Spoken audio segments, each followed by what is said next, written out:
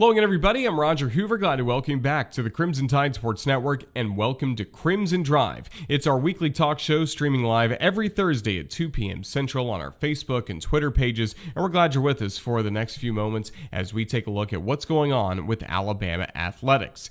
Really busy time for the Crimson Tide, not only with baseball, softball in full swing. You have gymnastics gearing up for the NCAA championships next weekend in Fort Worth. Also next weekend, you'll have the football team hosting the 2021 Golden Flake A-Day game. So much to talk about in this episode, and we'll start with our headlines and see, first of all, what's coming up on Crimson Drive. Today's show will begin with a bit of a sad note as we will visit with men's basketball assistant coach Bryan Hodgson, talking about Cameron Luke Ratliff, or he was known by all as Fluffopotamus or Fluff, passed away on Friday night. So we're going to talk about the relationship that Coach Hodgson had with Fluff and what he meant to Alabama basketball and just all of Crimson Tide athletics. So we'll start our conversation with Coach Hodgson, and then we'll have conversations with the SEC Gymnast of the Year, Luisa Blanco. She's gearing up for the NCAA championships coming up in Fort Worth next weekend.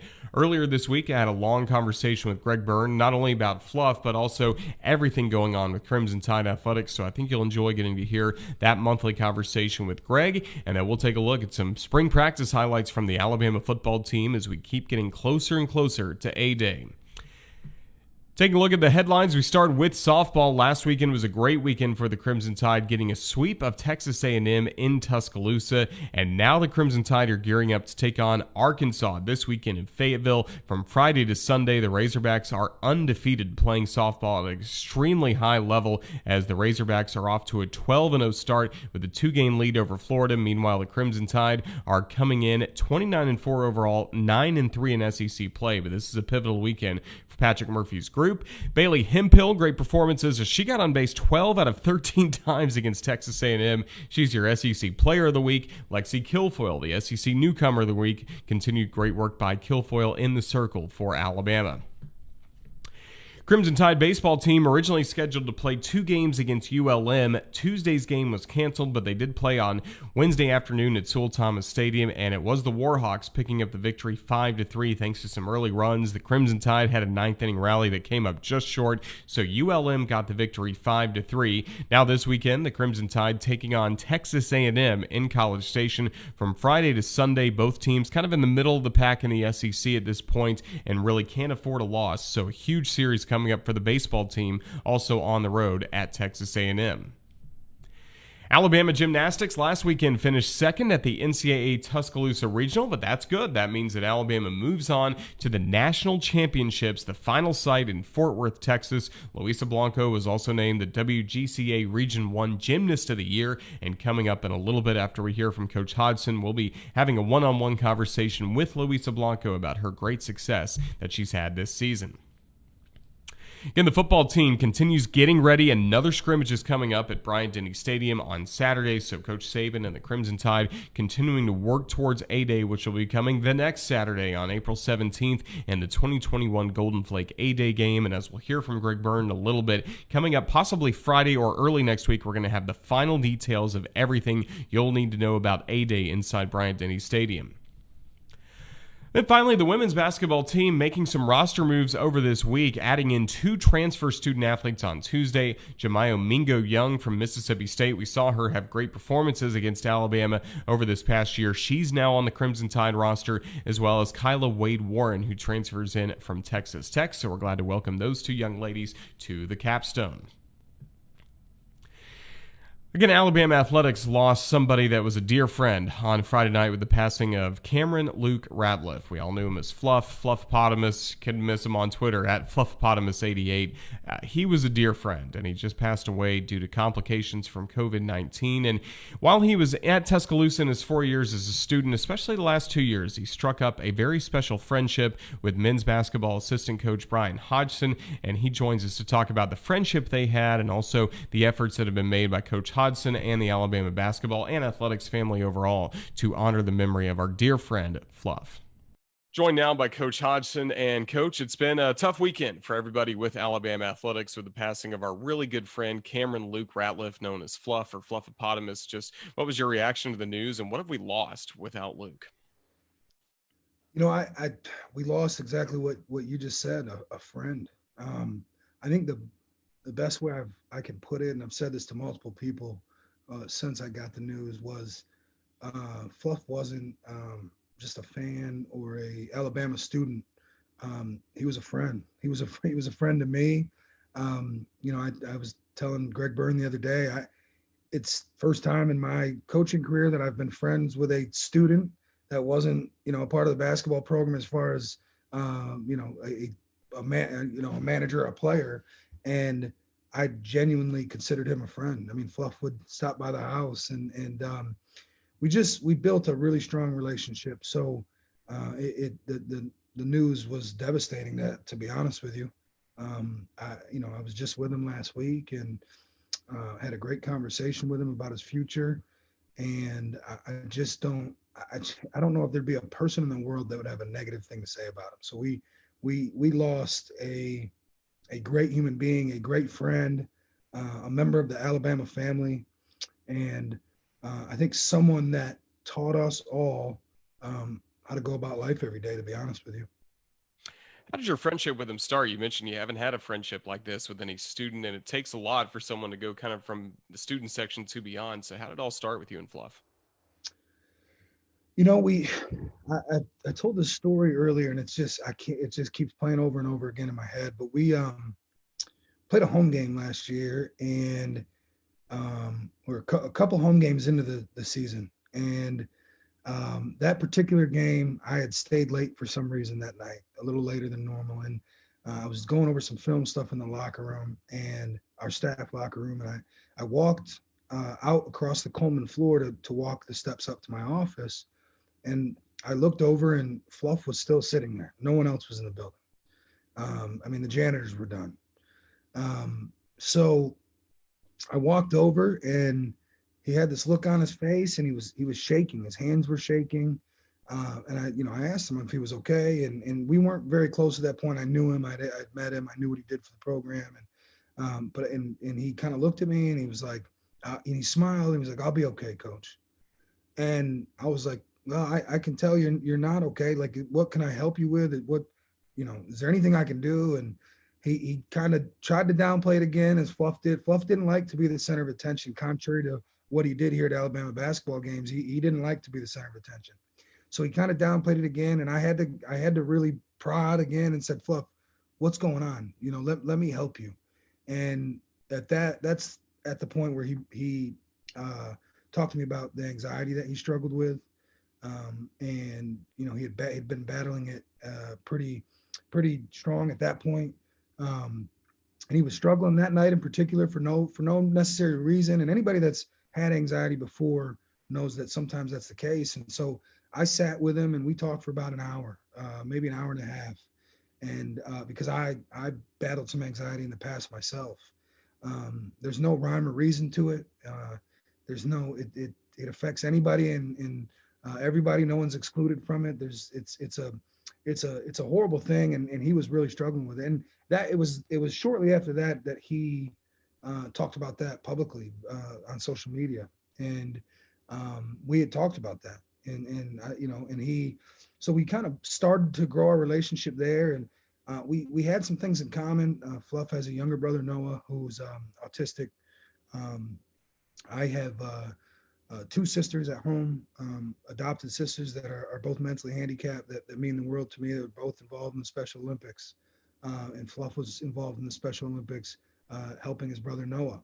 And that picture his mother posted actually the other day just was unbelievable. It was him coaching his brother up in the Special Olympics. And so we just struck a relationship, and he I'll go into the story, and I'm trying to sum this up and as quick as I can, but it's meaningful. So I was at a local cigar shop in town, and on a weekend, a football weekend, I believe, and Petway and I were there, and Fluff walks in. It was one of his spots here locally, and he looked at us and he said, he's like, "Coach Bryan, the plaid sport coat's done."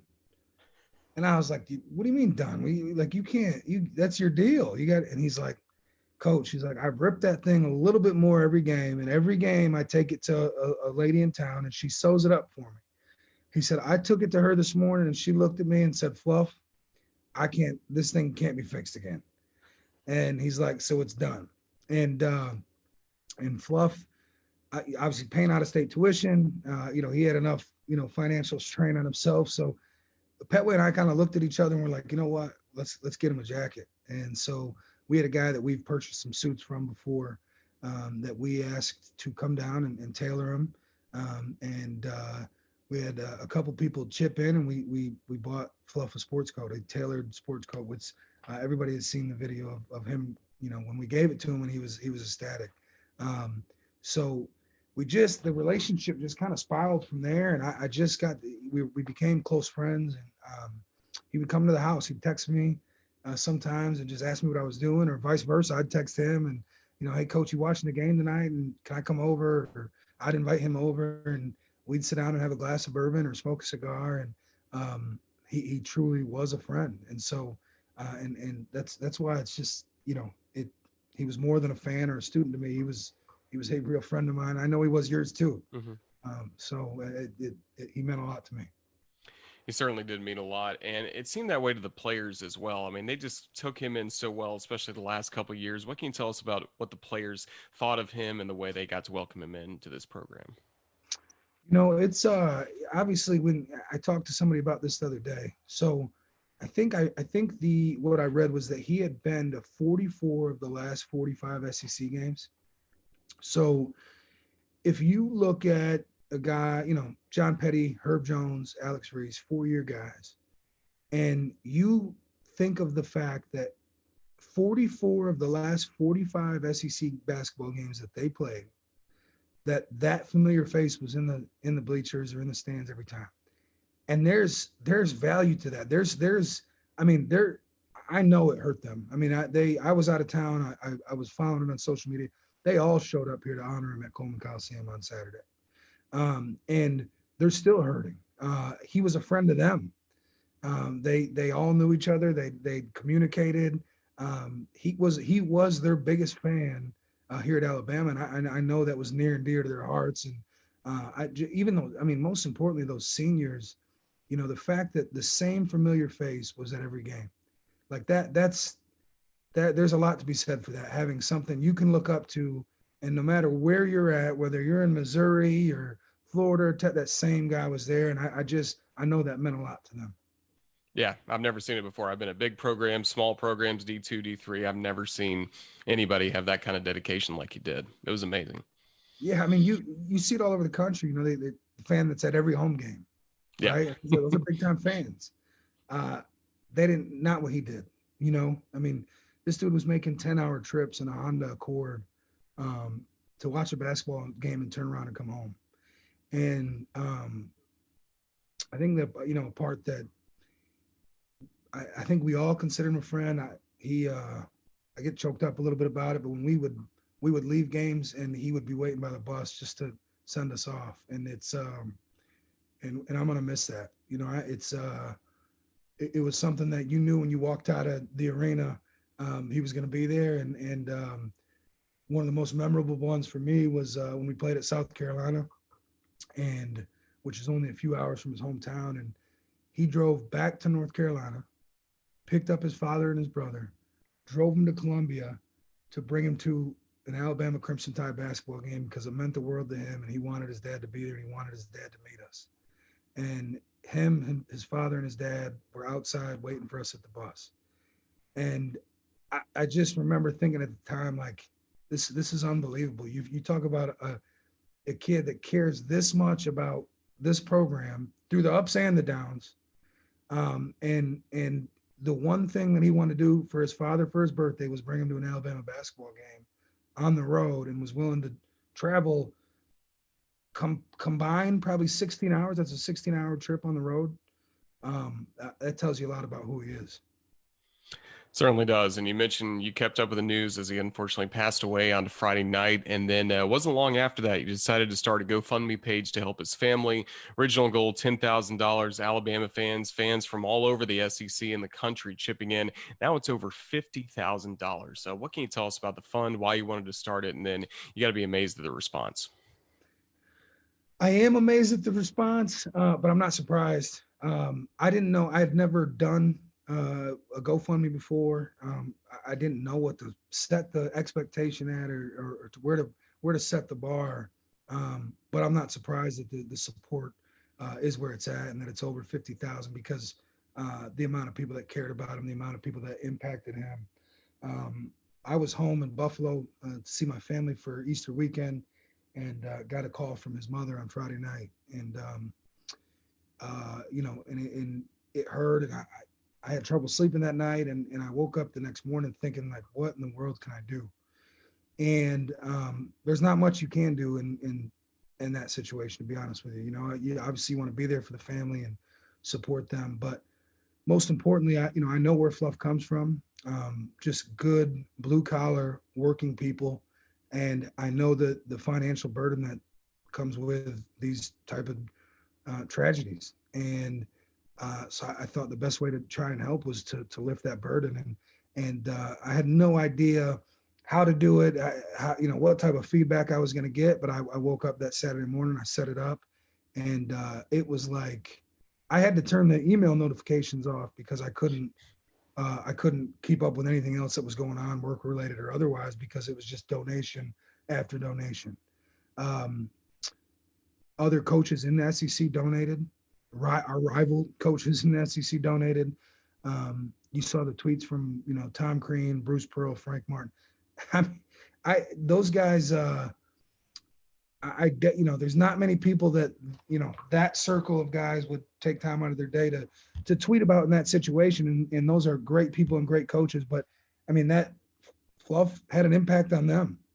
I mean, you watch the games, and you see Fluff over there talking to Frank Martin as if Fluff was in in the coaching fraternity, like he was in the business, and you look over there, and it looks like Fluff and him are telling stories from back when they coached at Kansas State together, but in reality, he just knew him from the games, and that was a type of infectious personality that he had. And I think some people have donated that don't know Fluff. They don't know anybody here at Alabama, but they saw the story, they saw the link.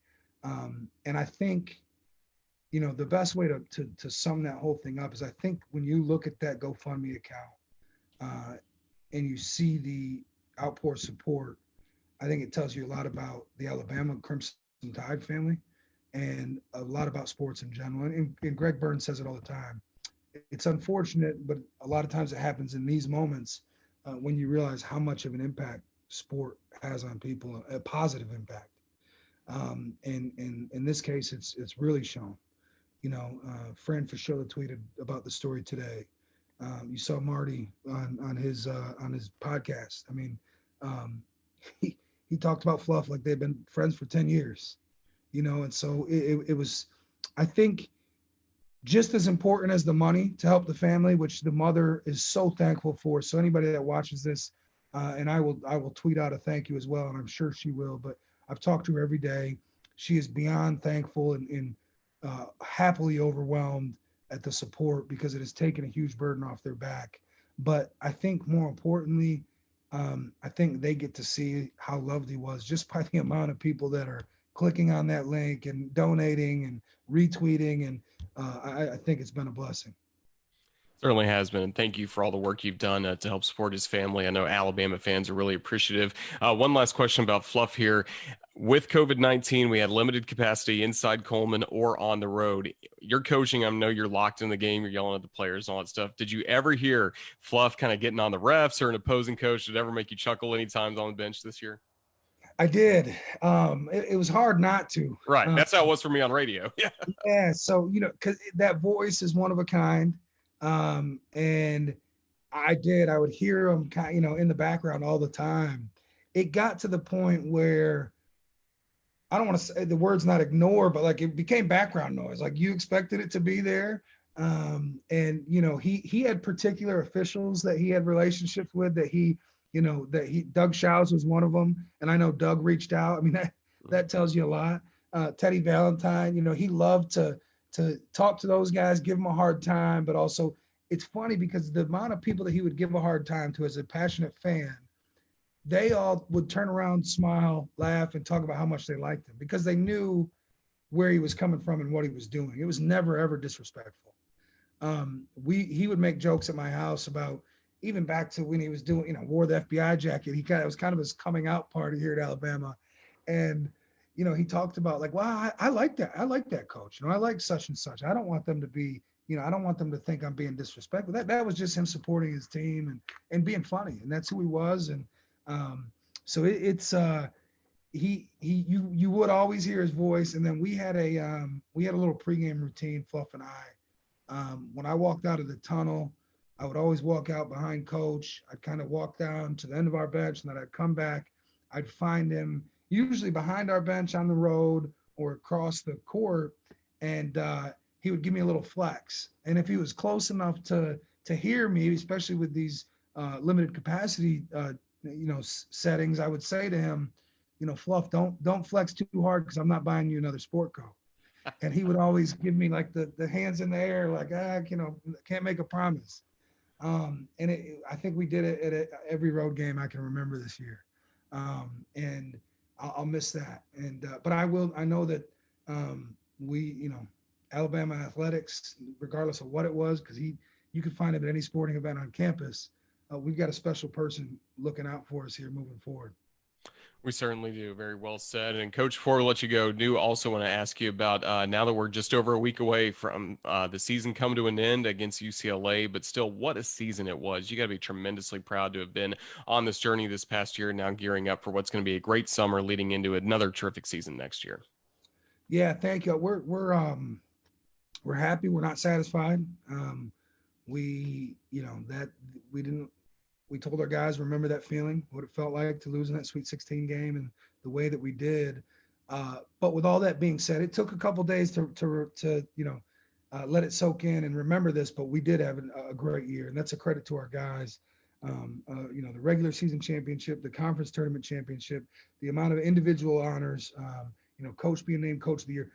We try not to let that loss overshadow those things, but we're excited about the future. We're excited about the future of the seniors that are leaving us. I think they've all put a lasting stamp on this program, something that can never be taken away from them. I think they all have bright futures in basketball. We're excited about our new guys coming in and our returners. And we just had a workout today. The guys are here and ready to work. And we're not happy with where we just finished. We're happy about the season, but we want, Coach Oates, we had a saying all the time, and he still says it, make your ceiling your new floor. And that's what we intend to do with the program right now. Sounds great to us. Well, Coach, thank you for spending some time with us, sharing some great memories about our dear friend Fluff, who we're certainly going to miss, but also for this Alabama basketball team. What a year it was, and now we can't wait to see you guys back in action again. But roll Tide. Thank you, Coach. Roll Tide. Thank you, Roger. Huge thank you to Coach Hodgson for what at times was, again, a tough, emotional conversation about our shared friend Fluff, who we're going to dearly miss. So we send prayers and thoughts to his family watching in North Carolina, and of course, all of his friends that became family to him here in Tuscaloosa. He will certainly be missed by everybody. And one of the nice things about last weekend was seeing how Alabama athletics honored him all throughout the weekend, whether it was Patrick Murphy and Greg Byrne wearing a plaid jacket earlier in the day at softball, and then with Coach Byrne, or athletic director Byrne, later at baseball. But also the gymnastics team made a point to really honor Luke's traditional seat inside Coleman Coliseum, and you could feel kind of his spirit being there, as gymnastics had a great performance on Saturday, and that included great performances by Luisa Blanco. She's been at the top for gymnastics all season long, SEC Gymnast of the Year, picking up a Region 1 honor as well from the WGCA, so figured it was a good time to visit with Alabama gymnast Luisa Blanco. Joined now by not only the SEC Gymnast of the Year, but also, we learned last night, the WCGA Region 1 Gymnast of the Year. Luisa Blanco joins us now from the Alabama campus. Roll Tide, Luisa. How's everything going? Things are going pretty well. Just super amped up for the national championship in 2 weeks. Well, it's been exciting to see kind of week after week, Friday after Friday, all the great scores coming in from you. What has led to some of your success this year? I think it's just the consistency in the gym. We talk about numbers and hitting your average, and ultimately we've done a really good job in preparation. So it feels really good to have all that hard work pay off at the meets. I'm sure it does, especially after last year, the pandemic shortened your season, what was already a whirlwind for you. What can you tell us about what you remember from 2020? 2020 was a great year. I graduated early from high school and I was just put right in the mix. It was great being able to be a part of this team just as a freshman coming in. And I really love that team aspect. Coming from club gymnastics, it's really individualized. So the best part was definitely coming into a team that's so loving and everybody just wants what's best for each other. And although the season did come to an end so shortly, I think it just fueled our fire even more coming into this season, knowing that we had to take every single opportunity just because we don't know when our last one was going to be. So just super grateful. Looking back at that transition for you last year, who are some of the upperclassmen on the team that really helped you the most with the transition going from club gymnastics to collegiate? Definitely our volunteer coach last year, Asia Sims. She was one of my rocks because she also graduated early. And my teammate, Sania Mitchell, who's a junior this year, she did the exact same thing I did. She was just telling me to take every day, one day at a time. And I couldn't have done it without them. Also, my seniors from last year, I can't say enough about them. They're just amazing women. And I wouldn't be who I am today without them. So you go from that experience to the summer and the fall, getting ready for you hoped what would be a great gymnastics season. What was your preparation like during that time? Definitely a lot different than what I had come into in 2020. Like I said, I graduated early, so I missed that whole preseason, all those long 6 a.m. waits, the early mornings, being, kind of tired. But it was definitely worth it. It was a new experience, but I'm glad I got it because I felt way more prepared. And then you get into gymnastics season every Friday night. You're going up against some of the best in the nation. What were some of the key routines for you or key events that helped fuel your confidence for this year? Like I said, just the consistency, just putting in those numbers and making sure when I am putting those numbers in the gym, I'm putting myself in that pressure situation. It's all about trying to mimic what's the energy at the meets. So going up on whatever apparatus, bars, beam, vault, or floor, and thinking this is a national championship routine, and you build and you build and you build and you get that confidence that you try to have at the meets. So that's probably the biggest key. What do you love performing at Coleman Coliseum the most about? I think it's just that I can look anywhere and I can make eye contact with somebody and really engage them in the performance. And there's no energy like Coleman Coliseum. It just feels like home. And I love performing there. Had to love performing as well in Huntsville, the SEC championships. What can you tell us about the team's mindset going into those events? And obviously, what a great Saturday that turned out to be. I think we finally just put all the pieces together, all of our reps. And as a team, we all strive to, get that one goal. And we were finally all on the same page and we competed for each other. It was a thing that we always say is you do it for the girl in front of you, you do it for her. And I think that was just a perfect demonstration of that night. We just did it for each other and it felt great.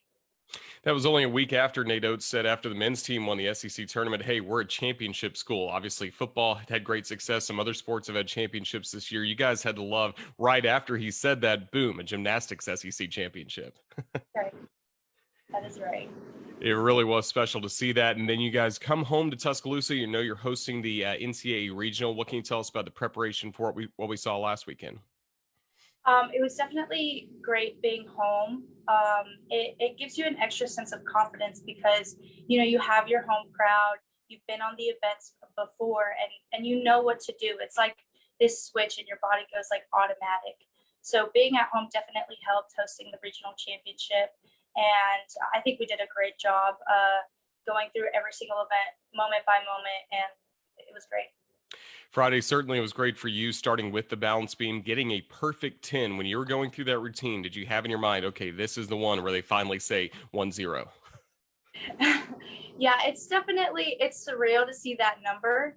But in that moment, it was like, finally, I showed off the routines that I do in practice because me and my teammates, we hit 10-0 routines in practice all the time. And it's this sense of accomplishment that you're like, yes, my hard work and my consistency has finally paid off. And I knew right as I took off for my dismount on the beam that I was going to stick it. And it's the best feeling ever. Yeah, Dana mentioned on the radio show earlier in the week before the dismount, there was almost like a wink you gave her or a certain look you gave her, kind of knowing that it was a special routine. Yeah. What do you remember about that? Well, she always gives me a pep talk before. It's just kind of staying in my moment and, letting go of any distractions. And I just take that through every single routine that I do. And I think that's probably what's helped with my consistency throughout this season is just knowing that she's there for me and she's always right in front of me right before I go into my dismount. And she looks at me, she gives me a little head nod, and I know I'm just good to go. That's really good. And someone else had a perfect 10, Makari Doggett. You got to be proud of her and all your teammates for performing well this past weekend. Yes. Yeah, great performances by Alabama. Now you get ready for the NCAA final meet coming up in Fort Worth. Just how excited are you to get to Texas and get to perform for a national championship? Yeah, well, I'm actually from Dallas, so it's really fun to go have the opportunity to compete in front of my family. I know a bunch of my family is coming, and just to be on that national stage after 2 years, it's definitely going to be such a whirlwind of emotions, I know, but just letting it all out there. Like, this is the one opportunity that we have to just let go and be free and show our gymnastics. So I'm super stoked to be going back to Fort Worth, and I can't wait. Well, we're excited for you to perform in front of a lot of friends and family coming up with so much on the line. And as we wrap things up, Luisa, what can you tell us about the Women on Fire mindset that you guys have competed with this year? So our seniors this year, Lexi Graber and Alonza Buffer, they came up with the theme "Women on Fire," and that just means giving it all you have, despite any negative things that are coming into your head, or maybe a bad mistake or a bad turn, or just despite anything that's happened this year. Women on Fire mindset just means going all in and giving your heart out. And I think that theme just fit in perfectly with this year, given everything that we've had to go through. And I'm so honored to compete with such amazing women because we all just inspire each other, and it's really awesome to watch. Well, we're all enjoying this ride that the women's gymnastics team is on here at the University of Alabama, already winning an SEC championship and now going back to Fort Worth to compete for a national championship. So, Luisa, just thank you for joining us. Congratulations on all your individual success and all the team success, and best of luck coming up in Texas. Roll Tide. Thank you so much. Roll Tide. Best of luck to Luisa, again returning home to her home state of Texas for the NCAA championships next weekend. We're already excited for what's ahead for Coach Duckworth and the Crimson Tide in gymnastics. Somebody that keeps up with all Crimson Tide athletics is the Director of Athletics for the University of Alabama, Greg Byrne, and of course he joins me each and every month for kind of a wide-ranging conversation on not only Crimson Tide athletics, but also kind of athletics from a national scale inside collegiate sports. So I think you're going to enjoy this conversation with Greg, as we touched on a lot in this conversation earlier this week. Greg, it's great to see you. It's this time once again. We're talking about everything going on with Alabama athletics. Roll Tide. Roll Tide, Roger. Boy, I tell you what, these months fly by. It seems like it was last week that we got together each time. So you sure we're only doing this once a month? That's what they tell me. That's what the scheduler says. Okay, all right. We trust them. Absolutely. Well, Alabama athletics, a heavy heart for everybody right now within Alabama athletics due to the news we got on Friday night that Cameron Luke Ratliff, known as Fluff or Fluffopotamus, passed away. I know you were outside of Coleman Coliseum on Saturday visiting with his family and so many friends that love Fluff. Just what can you tell us about what this past weekend has been and what we've lost? Yeah, I mean, obviously, Fluff was he made a heck of an impact on a lot of people in his 23 years, and especially right here in Tuscaloosa, Alabama. And I told the story in one of the interviews that I met him, I think it was his freshman year, and he got pulled out of the crowd to do a shooting contest at one of the timeouts. And he had a jacket on that probably everybody but the athletic director thought was pretty funny. And in hindsight, it was there was some humor to it. And so that was the night I met him for the first time. And I got done talking to him, and I was like, man, I like this young man. He had a great heart to him, a great way about him. And then to see him evolve into being the leader that he was with our, obviously men's basketball was where the lion's share of attention was, but I saw him at women's basketball games, saw him at soccer, I saw him at softball and baseball, and he loved the University of Alabama and brought a spirit about it in such a very positive way that made so many people feel good about it. And, one of the things I say to our staff all the time is, each of us are going to have an opportunity to make a difference in somebody else's lives, whether it's one person, whether it's, 1,000 people. And your actions, your words, your approach are going to be a direct influence on that. And so with Fluff, it was just like he made so many people feel good, so many people who feel good about the University of Alabama, and he brought people together. And so anyways, I walk away from a very emotional time and just thinking, man, I hope we all can strive to try to make the positive influence that he made on so many people. He's going to be missed. He certainly will be. And you've been around collegiate athletics your entire life. Have you ever seen a student really step up like he did and kind of command everyone's attention? Because it's very hard to do that. Not to that level. No, I really haven't. And we're talking about some ways to make sure that carries on. Don't want to say too much quite yet, but I do think he started some traditions that we need to make sure we move forward with and continue. And so we have a lot of great traditions here at Alabama, but that's one I think he's been a difference maker for us.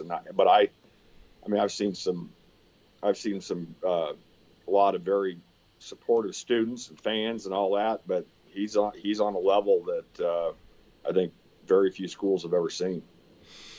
And what does it say, too, about the coaching staff that's in place that, welcomed him into the Alabama basketball family, especially the last couple of years, because you could tell how touched he was. The fact that Bryan Hodgson cut off a piece of the net from the SEC championship, gave that to him, and that really meant a lot to him. Yeah, I tell you what, obviously our fan base has gotten to know Nate Oates and Bryan, and we already all knew Pet, right? And Charlie's part of it too. But even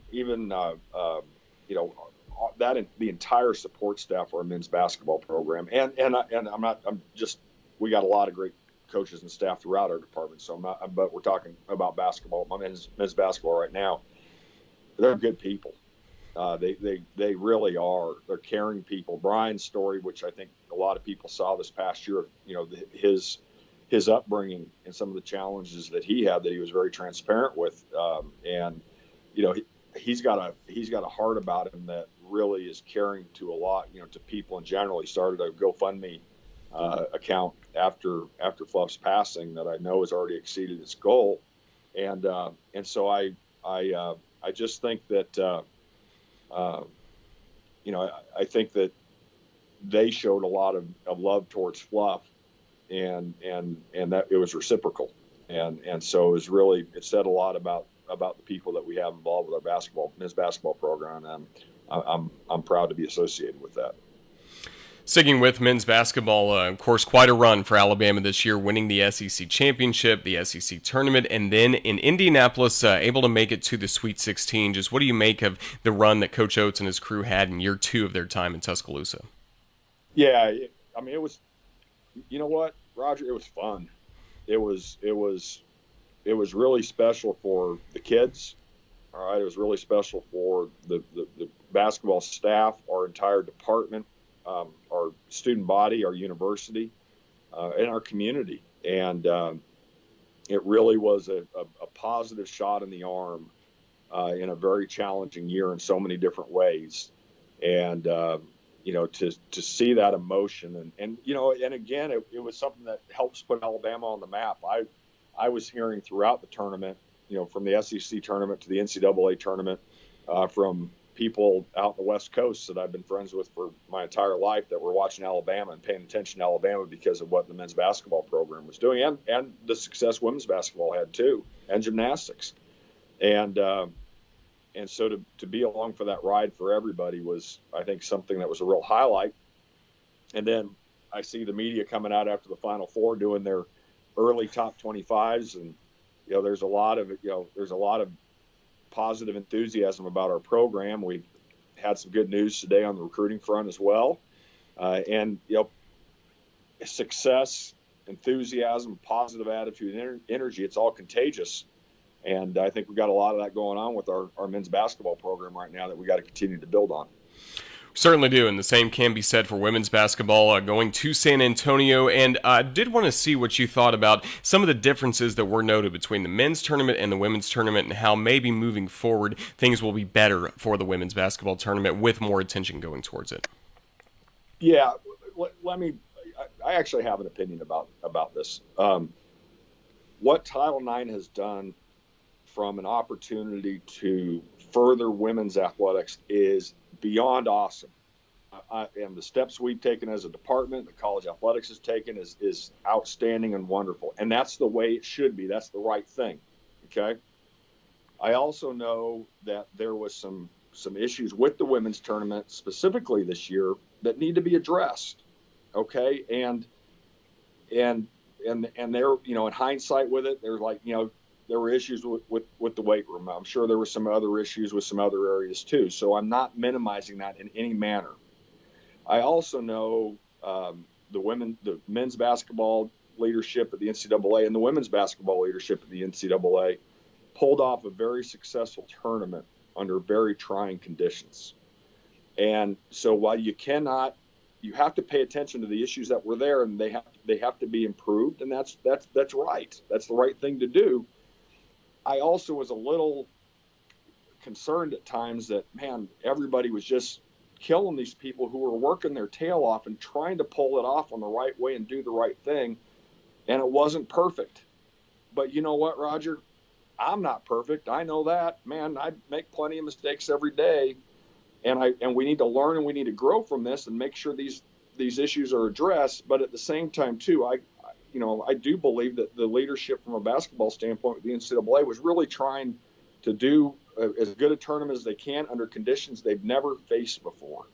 And so just to offer them a little grace and a little encouragement, I think is a good thing. And I hadn't said that publicly. Wasn't planning to on this one. You asked me the question, and so I answered it.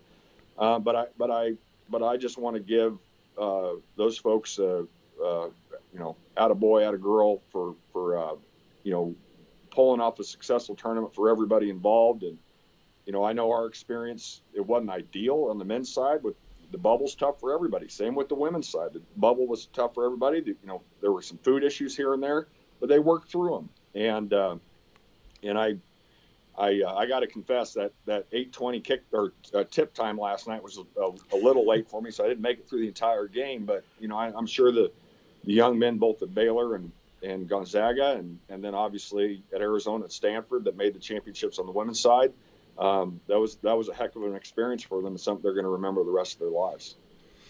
Yeah, and speaking of great work done by a staff, having to pull together resources in a short amount of time, your staff at Alabama was able to do that for gymnastics, getting to host a regional this past weekend. Just what can you tell us about all the hard work that went into it? And obviously we're thrilled for Coach Duckworth and the Crimson Tide moving on to the national meets.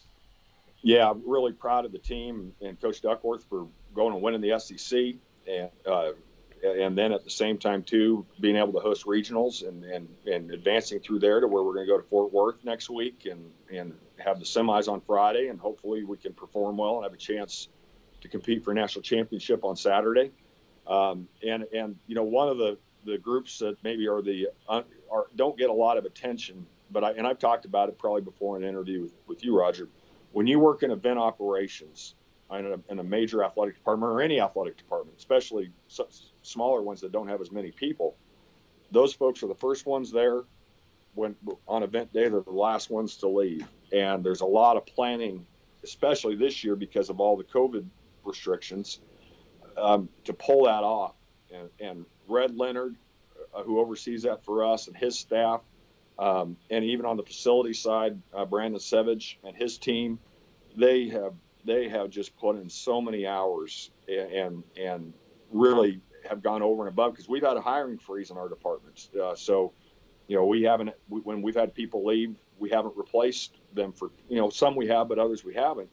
And so they've even put in more time and effort. And so I just want to thank them publicly here and say we appreciate their efforts to pull off these events. And it was a great experience for our gymnastics team to be able to host regionals. And, when you're competing in front of the home crowd, that's an advantage for you. And I'm glad we were able to do it.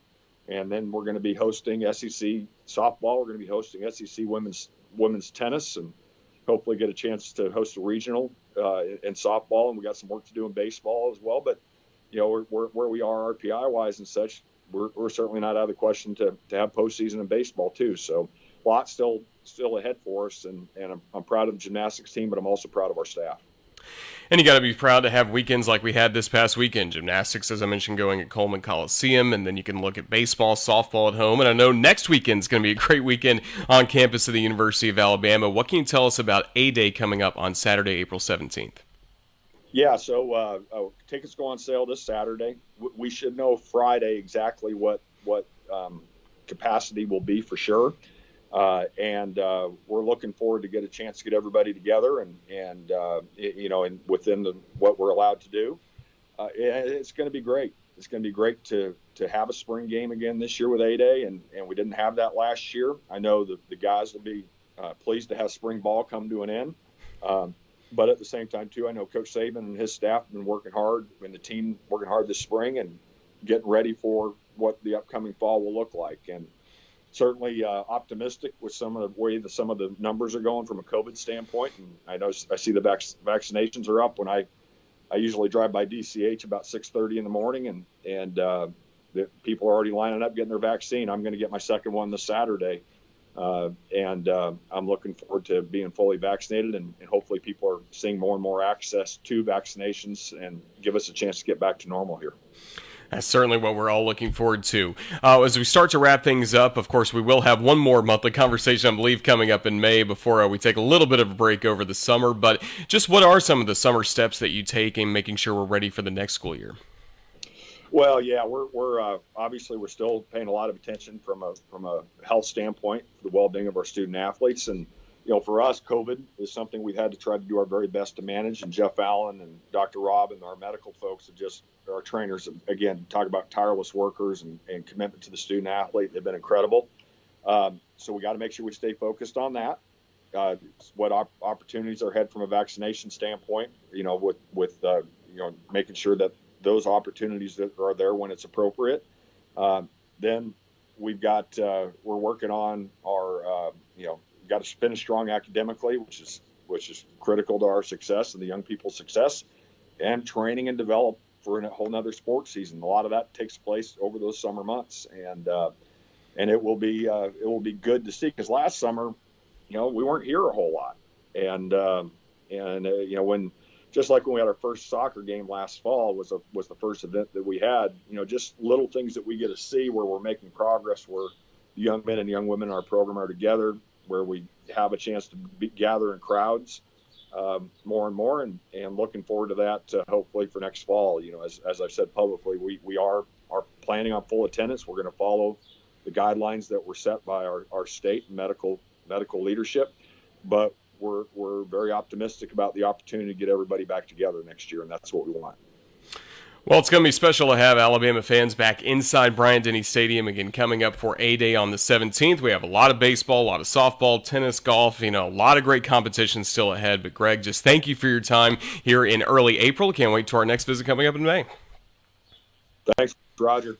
I know Greg's really excited about welcoming more fans to Bryant-Denny Stadium, not only this fall for what we hope will be as normal of a football season as possible, but also what's coming up on April 17th with the 2021 Golden Flake A-Day game. And we didn't want to let this episode of Crimson Tribe end without taking a look at what the Crimson Tide are doing on the practice field. So here's a look at Alabama's spring practice.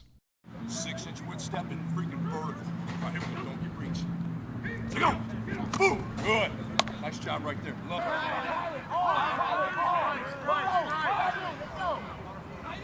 Flip it up, flip it up, flip it up.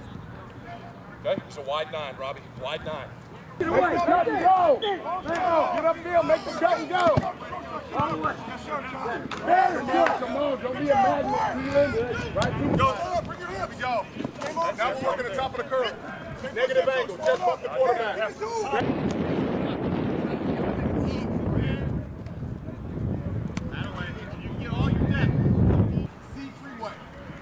Understand, this is a race.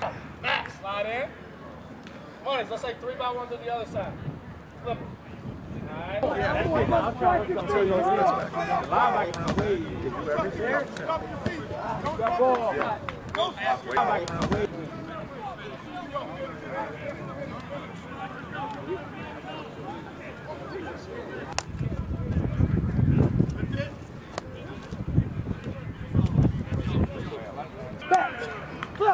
Run. Good. Hey, get up. Let's go. Hey, that's all good. You are good. Right foot, pull that left elbow. Make sure you accelerate that last guy. Next guy up. You're hitting them right at the end. You're like this. Slow down. Set it up. You gotta do it. If I hold the ball, you should be taking it. And I'm pulling that elbow right there, right? Okay, so I'm gonna sit there and work back. Our thanks to Alabama Athletics for that glimpse of Alabama football practice. Again, we're gearing up for Golden Flake A-Day game. We'll have a lot of football talk on next week's edition of Crimson Drive, getting you fully prepared for the Golden Flake A-Day game at Bryant-Denny Stadium. That's coming up in just over a week. How about what's ahead this weekend? Let's take a look at our weekend schedule. Well, a big weekend for the Alabama softball team. On the road at Arkansas, a Friday through Sunday series, 6 o'clock coming up tomorrow, Saturday at 11 a.m., and Sunday at 1 p.m. Tom Canterbury, Gray Robertson will be in Fayetteville to deliver radio coverage of all of those games across the network. Same can be said for baseball, going to College Station, Texas. It's the Crimson Tide and the Aggies. Maybe not a top 10 matchup like softball, but these are two teams at a very critical point in the season needing some wins. So a huge series coming up for the Tide against the Aggies. 6:30 on Friday night, 2 p.m. on Saturday, Sunday at 1 o'clock. Chris Stewart and I will be there for each and every inning of Alabama against Texas A&M. We're looking forward to what hopefully will be a great weekend in Texas for the Crimson Tide. Well, that's going to do it for this edition of Crimson Drive here on the Crimson Tide Sports Network Facebook and Twitter pages. A huge thank you to Ethan Carabin, our producer for Crimson Drive, for putting this show together. And thank you as well to the Director of Athletics, Greg Byrne, as well as student athlete Luisa Blanco, the SEC Gymnast of the Year, and then Coach Hodgson. We led off the show with him talking about our dear friend Cameron Luke Ratliff, Fluffopotamus, who we're going to miss so much. And he was on this show just a few weeks ago before Alabama played in the SEC tournament. We're dearly going to miss you, Fluff. He was a great friend to me all throughout my time here at Alabama that I got to know Fluff, and we're just sending our thoughts and prayers once again to his family. It's just tough moving forward with Alabama athletics without him, but hopefully his spirit and his generosity and all the way he cared about Alabama athletics will stick with us for a very long time. I thank all of you for watching Crimson Drive on this Thursday afternoon. Again, we'll be back coming up next week with a very football-heavy edition to get you ready for the Golden Flake A-Day game. But until next time, thank you for watching. This has been Roger Hoover saying good afternoon and roll Tide.